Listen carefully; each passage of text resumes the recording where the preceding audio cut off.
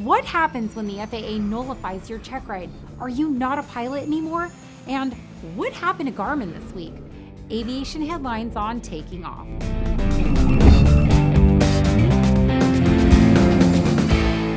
Welcome to Taking Off. I'm Christy Wong, and today we're talking facts about some hot topic items in aviation.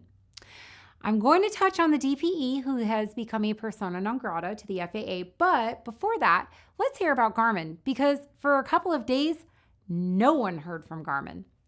What we know is this. A group hacked into Garmin, and many things pilots use, like electronic filing, were offline. But the timing wasn't the worst for Garmin. The regular chart update had fortunately already gone out a week before. What was affected was their fitness app connectivity, some email, and the Fly Garmin portal. So for the most part, pilots weren't affected too deeply. In Garmin's press release, they never used the word ransom, but in this day and age, large companies are having to devote time and resources to prevent these cyber pirates from kidnapping their systems and holding them for ransom. Hey, for flight, keep your children guarded. We don't know if Garmin paid any ransom. They won't say, and let's hope not. I hate it when the bad guys win. But as of July 27th, Garmin reports most things are back online. Okay, let's go to the persona non grata for the FAA. Here's the facts. On July 15th, the FAA released a 44709. This is the Title 49 rig that the FAA uses to authorize a reexamination of a certificated pilot.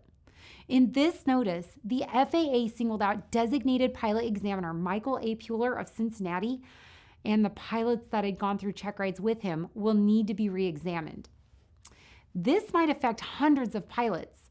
How will you know?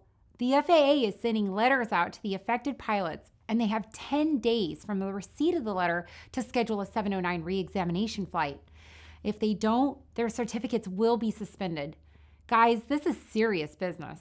The 709 is not to be taken lightly. We don't know exactly what Puller did, but what the FAA is saying, quote, based on that investigation, the FAA has reason to believe that Mr. Puller issued certificates and or ratings to airmen when the airmen did not demonstrate the qualifications to hold the certificate and or rating for which they were tested, end quote. I will say, when you look at other past 709 notices, the FAA uses the same template that they have reason to believe. We likely won't know the exact reason. And from our research, it appears Puller worked for the FAA, with duties including oversight of the FSDO DPEs. Our research also showed he was an assistant chief instructor at a 141 flight school a while back, but has been with the Cincy FSDO for the last 9 years. If you get a 709 letter, take it seriously.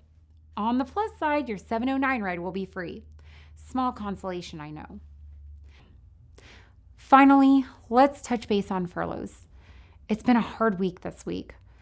One thing I want to stress, talking with some people that have gone through this before, it's not unusual for half of the pilots furloughed to not come back when recalled. Airlines know this. They spend huge resources training these pilots, and they don't want to furlough anyone. I get that. The news this week has been hard.